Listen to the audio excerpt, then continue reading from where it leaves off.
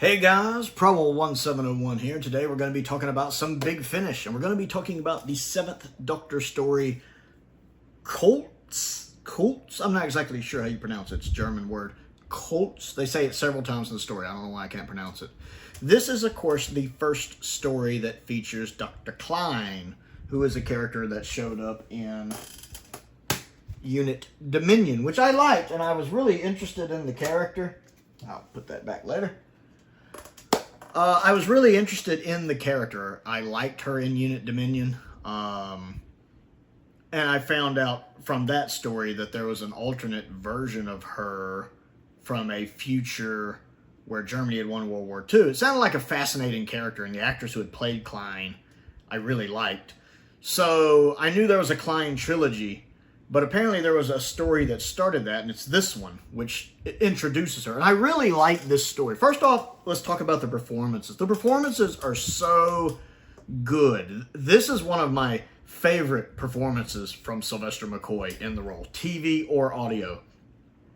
Because I've only heard a very few of the 7th Doctor audios. I've, of course, listened to Unit Dominion, and I've heard him in The Light at the End, and he's okay in them. He's fine. He's usually not my favorite part of those stories, but he's fine. I tended to like Alex McQueen's other Doctor better than in Unit Dominion. Alex McQueen's so good in that. But Sylvester McCoy steals the show. Well, I won't even say he steals the show because everybody's so good. But Sylvester McCoy just reaches out and grabs me with both hands and is like, listen to me. And I'm like, all ears.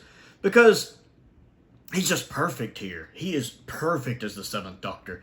Like, Sylvester McCoy, I've always said, is a good actor, but he's not, like, the best actor to ever play the role. He's a little limited in places, and he has those moments in the show where he goes into that fake voice sometimes, what I call a falsetto voice, whether that's accurate or not. This fake voice he does when he gets really high up there.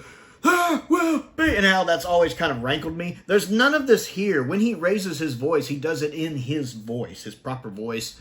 And he talks, there's such steel behind his words when he talks. There's steel and metal behind there. He never feels out of control of the situation. Even when he's not really in control of the situation, and he's trying to work out how to resolve the situation and get command of the situation, he never feels rattled or bothered. It's like you can always see that he's taking in everything that's going on around him and plotting how best to get out of it. Like, even though you can't see the story, you can tell from the way he's talking, you can see the gears turning in his head. How do I get out of this? How do I fix this? He always feels like he's 3 moves ahead, planning what he's going to do next.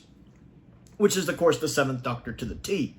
And I absolutely love how Sylvester McCoy is playing that. This is one of my favorite Sylvester McCoy performances in the role. He is just nailing this. Much how I also liked Colin Baker as the 6th Doctor in the show, but in Big Finish he really shines. I just feel like Colin got even better as an actor over the years. I feel like Sylvester has just gotten even better as an actor over the years. He is nailing every little nuance, every way he says a line in this story, and it is just phenomenal. Sophie Aldred, the way she is playing Ace here, I don't know when this story came out. I don't know how long ago it was done. But I love, she sounds really young. Both of them still sound like they're the age they were when they were doing the show. Sylvester and Sophie, they don't sound like they've aged at all. Again, I don't know what year this came out. They don't sound like they've aged at all. I love what she is doing with Ace because the dialogue is perfect. Whoever wrote this, they get Ace to a T. This sounds like Ace. And Sophie is playing that like she's never been away. Like I could be listening to a missing episode that just has the audio track surviving of a story from season 27. Because she just sounds like she's never been away from the character. I love how, of course, this story takes place in 1944, so they're dealing with Nazis, basically. She's not taking crap from these Nazis. She is throwing it in their face. She's like, I don't care who you are. I love just how belligerent she is.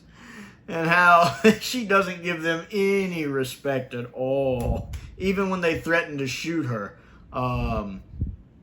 her performance in this is just fantastic. And then when she finds out there's a traitor and she doesn't give him any slack and she chews into him, she feels like Ace. And Sophie is playing it wonderfully. The guest cast are really good. Again, the actress who plays Klein, I like her because she comes across as very intelligent, very ruthless in a way, very willing to do what she wants, very fascist, very much nation first, doing what I can to make my country stronger. They're not, they don't have the guts to do what needs to be done, so I'll take this on the trial run. If you heard it, you know what I mean.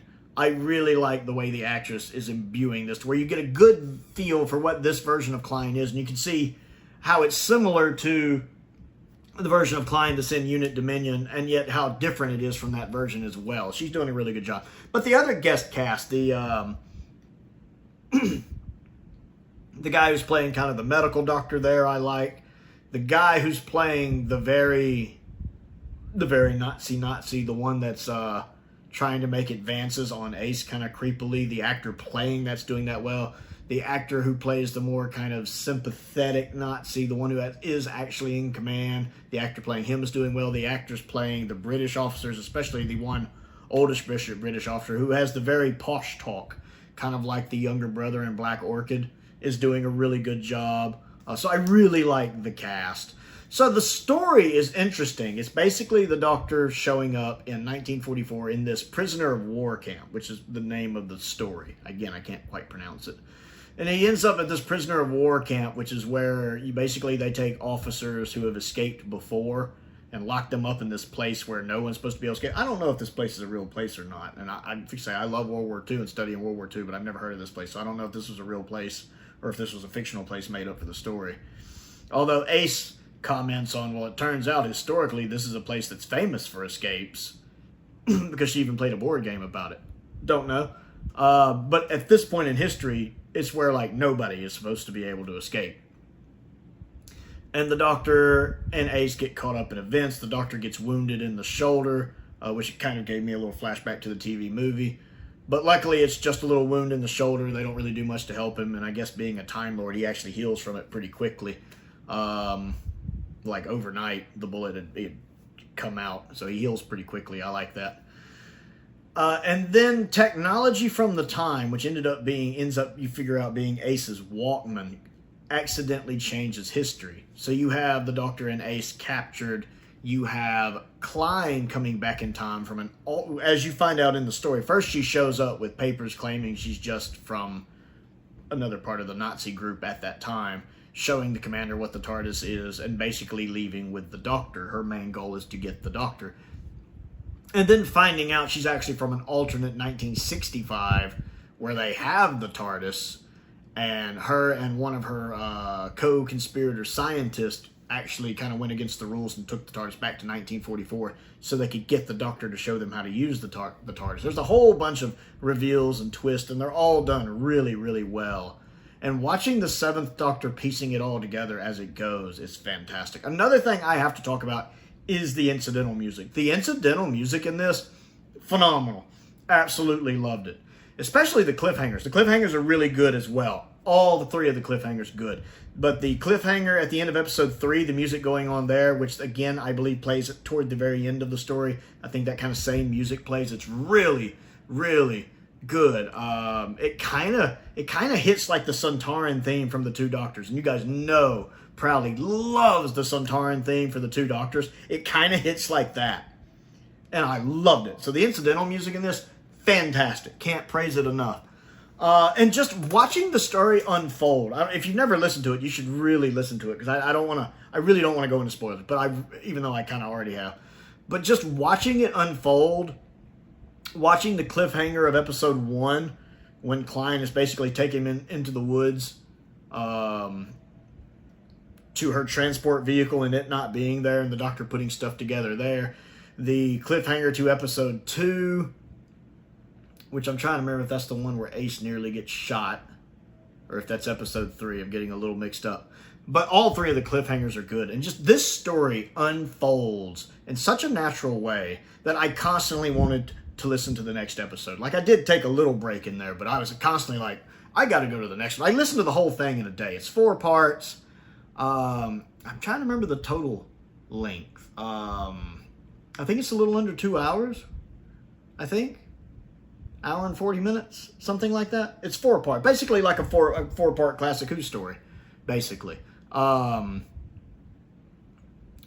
what, 100 minutes, hour and a half? But like constantly, I wanted to listen to the next part. This story had me so engaged in a way that the modern series often struggles to do these last few years, and sometimes even Classic Who does. This story really gripped me in a way that Big Finish also doesn't always manage to do, but it does really well here. I loved the pacing. I loved the way it's written. It's extremely well written. And just the way it concludes at the end with the Doctor, of course, and Ace getting away, and Klein getting away. That's interesting. This, of course, I believe is what sets up the Klein trilogy, because that happens next. And the Doctor, of course, wondering if Klein being trapped in this time where she's not supposed to be, Klein's not even supposed to exist at all, because the Doctor fixed the future to where Germany didn't win the war by getting Ace's Walkman back. That, of course, it can have like a butterfly ripple effect, and that's probably where the Klein trilogy comes in. Looking forward to getting to that, actually. But this was a phenomenally good story. One of my favorite Big Finish audios. I wish I had listened to this before I did my Big Finish audio ranking, because it would rank really high. This one's really good. If you've never listened to it, it's easily one of Sylvester McCoy's best performances in the role that I have seen or heard to date. Sophie Aldred is killing it as Ace. If you love TARDIS Team 7 and Ace, check this story out. It's written really well. It deals with some serious subject matter, as dealing with Nazis often can. It also has a lot of action and stuff going on into it. Some nice intrigue and mystery, and watching the story peel back what's actually happening with Klein is just fantastic. I can't rave about it enough. Check this story out. If you have listened to it before, I want to know what you think of it, and if you think it's a good prelude into the Klein trilogy. So comment down below, and let's talk about it. And I also want to give a special thank you to one of my subscribers, because it was one of my subscribers that helped me to where I could listen to this. You know who you are. I appreciate you very much. I also have a Patreon if you would like to support me on that. There is a link to that down in the description below. I also want to give a shout out to a couple of my top tier patrons, Colin Coney and Stephen Crane. I appreciate their support, as I do the support of all of my patrons. It's very much appreciated, each and every one of you. And of course my YouTube members as well.